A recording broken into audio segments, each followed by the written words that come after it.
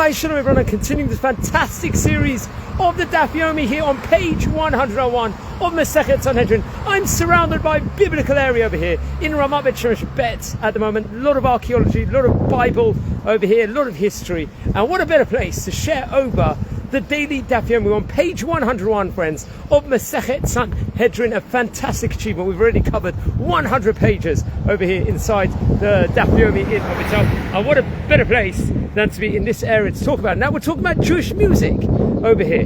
Can we actually incorporate Jewish music in our lives? We're in the car, we are listening to a pop song, let's say, for example, or a classic song. Can that comprise of verses? Is that going to be permissible or not? So it's a discussion actually in today's page inside the Gemara. A lot of music that I love happens to be Ishai Ribo, the famous singer, and he would incorporate some verses inside it. So is it going to be allowed or not? So seemingly the Braita in today's page of the Gemara is going to state that this might be problematic according to the page today, and can expound on it why it might be problematic. However, according to other opinions we're going to learn, or we darshan out, what context is it going to be a problem in this kind of music? Is it going to be a, let's say, for example, what kind of sense is this going to be an issue with, potentially, within regards to listening to this music, incorporating it into different verses, so on and so forth. So it's actually interesting. So the Gemara is actually going to state in today's page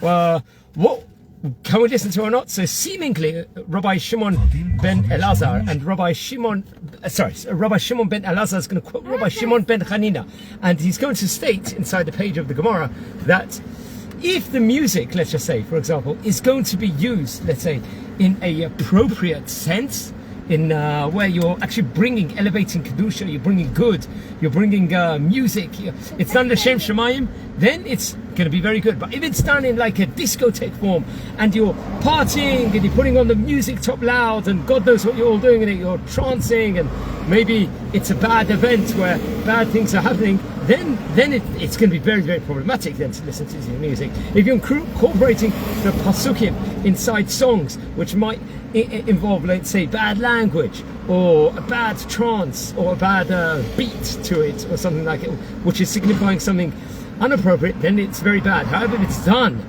to bring majesty, to bring Torah, to bring Bible, to bring good feeling, to bring learning Torah in it in a beautiful way, in a simcha, for example, then it could be harmonious. And I remember when Ketem, the various different songs, I think Ishai Ribo actually released some songs connected to the High Holy Days. This was about a few years ago. How beautiful it was, the verses he did. Many of the rabbis were really, really praised this music. The way it brings about the person, the kavanah of the tefillah.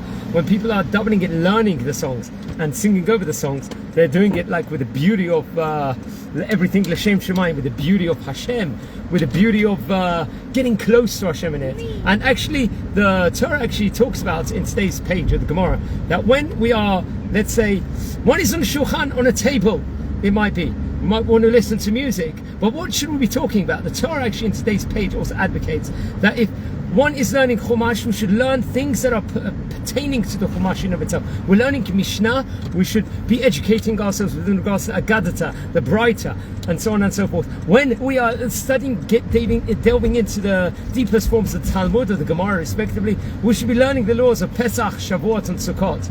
That's what should be filling our lips the whole time. The Jewish music that we are actually listening to should bring us close to that. We want to listen to music, we're driving inside the car, listen to a song.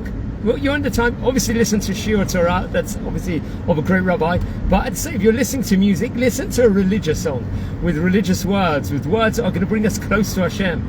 If it's going to be words quoting passages in a good context, listen to it. Bring ourselves close to Hashem, listening to it. Embrace ourselves with it. But if God forbid, I mean, we say God forbid, someone is in a pop party or is in a music event, one of these extravaganzas where God knows what's going on, there could be drugs going on or smoking going on, and now they're jumping up and down to these pasukim, then that is very problematic, and that could be like degrading the honor of Hashem. This is where we'll be critical within regard to it. But as the Sefer Mishlei says, that if the verses are being used, the biblical verses are being used for good reasons, like say for example the songs of Ishai Ribo, you've got songs these great singers out there that are bringing a majestic into the music and to the pasukim, and are bringing people close to Hashem just by listening to it harmoniously, then that's a fantastic thing to do. So absolutely amazing. I'll leave you with some scenes of it. We're driving actually in an area called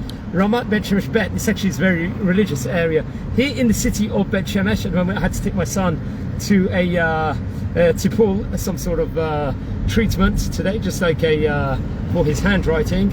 So we get to explore some Bet Shemesh and just take him back to school at the moment and continuing. So friends, we've already covered 100 pages here on Masechet Sanhedrin, which is a phenomenal achievement. We've only got about 2 weeks to go till Bezrat Hashem it's going to be the Grand Siyum, and we are going to continue and progress. So actually we've done nearly, we've covered nearly 3 years worth of Daf Yomi now. So we are on more than 1,000 pages of Gemara now, and even more, probably 1,100 pages since we started on Masechet Ketubot. So wishing you a fantastic day, and enjoy some of the scenes of ultra-Orthodox Israel here in the city of Bet Shemesh.